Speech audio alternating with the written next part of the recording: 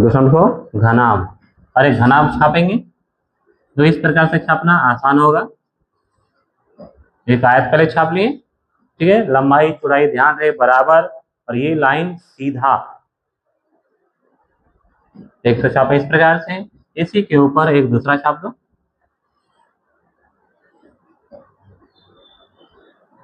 और इसको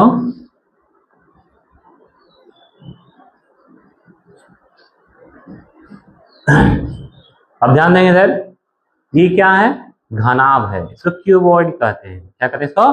क्यूबॉइड, अर्थात ये घनाभ। अब इसमें ये देख सकते हैं, ये है लंबाई, ये है चौड़ाई, और ये है ऊंचाई। लंबाई चौड़ाई और ऊंचाई।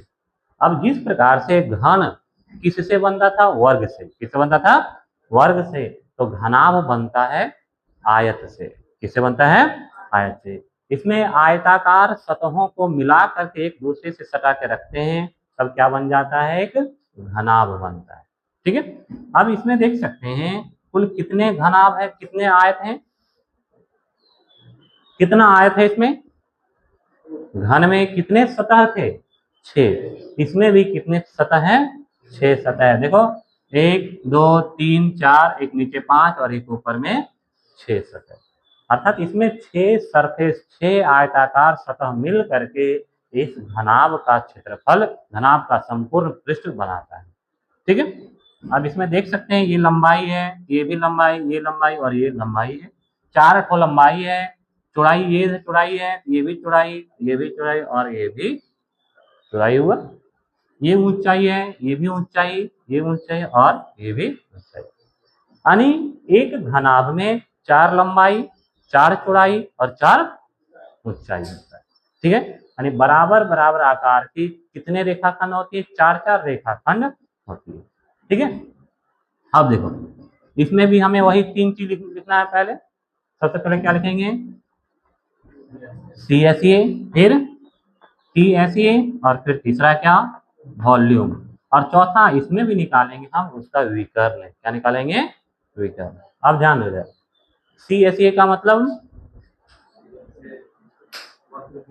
वक्र पृष्ठ क्षेत्रफल।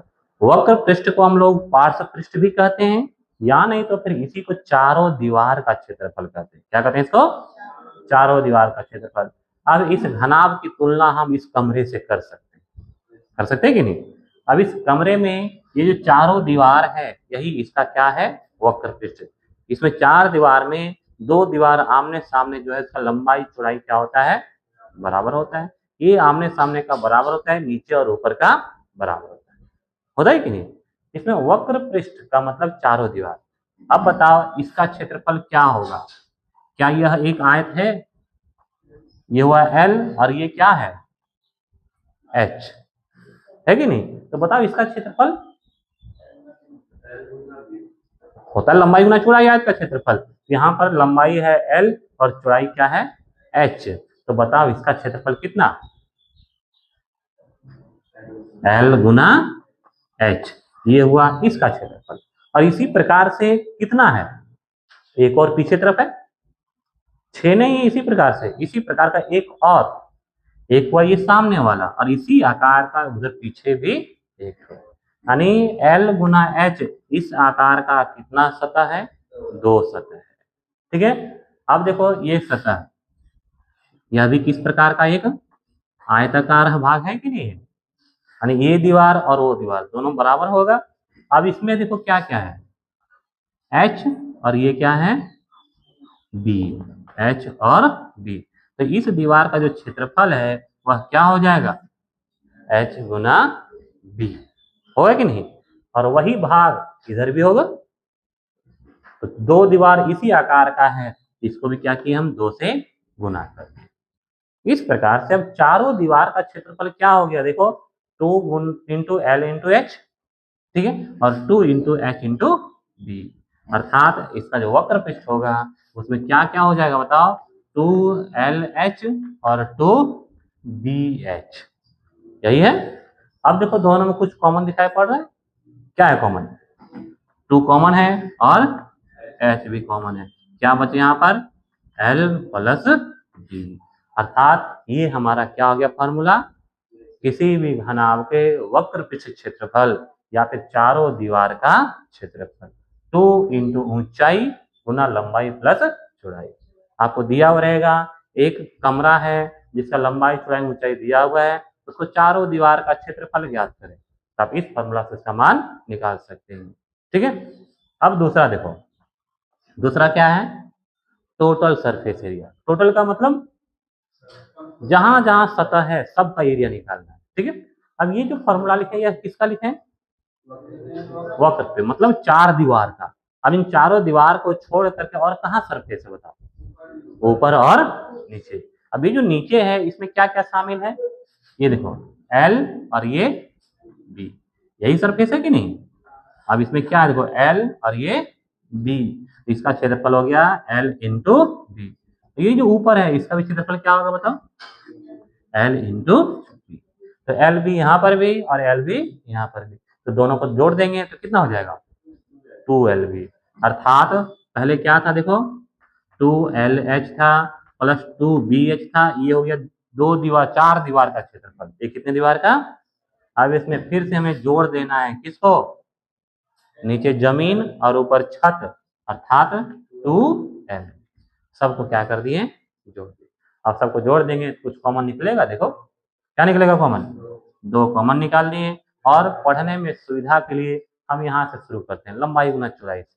ठीक है, अर्थात 2 into LB plus BH plus HL, ये हो गया फॉर्मूला किसका, घनाभ का संपूर्ण पृष्ठ क्षेत्रफल 2 into LB plus BH plus HL। इसमें क्या क्या शामिल हो गया, चारों दीवार प्लस नीचे छत और नीचे जमीन और ऊपर छत। अब जैसे कोई ईंटा रहता है, ठीक है, उस ईंटा का आपको टोटल सरफेस एरिया निकालना है, संपूर्ण पृष्ठ क्षेत्रफल, तो किसका कौन सा फॉर्मूला प्रयोग करेंगे, इसका प्रयोग करेंगे। ठीक है, अब तीसरा क्या है इसका आयतन। तीसरा क्या है, आयतन। तो आयतन बराबर क्या होता है ध्यान दो। अब देखो ये आयतन बनता है, ये बीच का जो खाली भाग है इसी को क्या कहते हैं, उसका आयतन कहते हैं। तो जो भाग आयत में क्षेत्रफल का है, आयत में क्षेत्रफल है, ठीक है, अब यही धीरे धीरे ऊंचा होते जाता है कि नहीं, तो क्षेत्रफल बराबर क्या होता है L into B, L into B. अब इसी को जब एक के ऊपर एक उठा ऊंचा रखते जाएंगे तो वही क्षेत्रफल धीरे धीरे किसमें बदल जाता है, आयतन में बदल जाता है। वही क्षेत्रफल धीरे धीरे किसमें बदलता है, आयतन में बदल जाता है। जैसे मान लो यह कमरा जब बन रहा होगा तो चारों तो पहले एक दीवार दिया गया, ठीक है, अब बीच में जो क्षेत्रफल था, अब धीरे जैसे जैसे दीवार का ऊंचाई बढ़ते गया यही क्षेत्रफल अब बदलते गया किसमें, आयतन में बदलते गया। ठीक है, यानी क्षेत्रफल था LB और इसको कितना ऊंचाई तक उठा दिए, H ऊंचाई तक। तो इस प्रकार से वही क्षेत्रफल को जब H ऊंचाई तक बढ़ा दिए, ऊपर कर दिए, तो वह बदल गया किसमें, आयतन में बदल गया। और इस प्रकार से आयतन बराबर फॉर्मूला क्या हो गया, L गुना B गुना H, लंबाई गुना चौड़ाई गुना ऊंचाई। ठीक है, अब चौथा चीज वही चीज विकर्ण।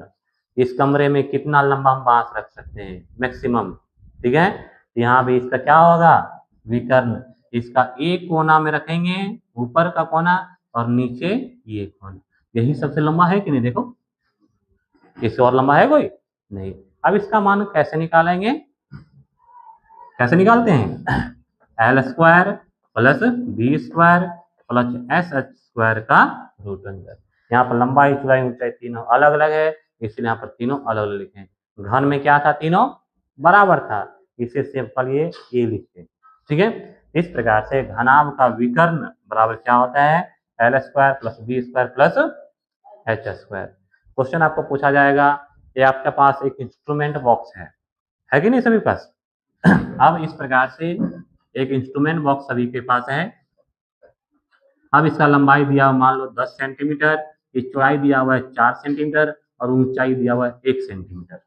ठीक, आपको पूछेगा इसमें अधिकतम कितने लंबाई का पेंसिल रख सकते हैं, अधिकतम कितनी लंबाई का पेंसिल इसमें रख सकते हैं। इसका मान निकालने के लिए आप क्या करेंगे, क्या पृष्ठीय क्षेत्रफल निकालेंगे, नहीं, आयतन निकालेंगे, नहीं, यहाँ पर आपको क्या निकालना पड़ेगा, इसका विकर्ण निकालना पड़ेगा।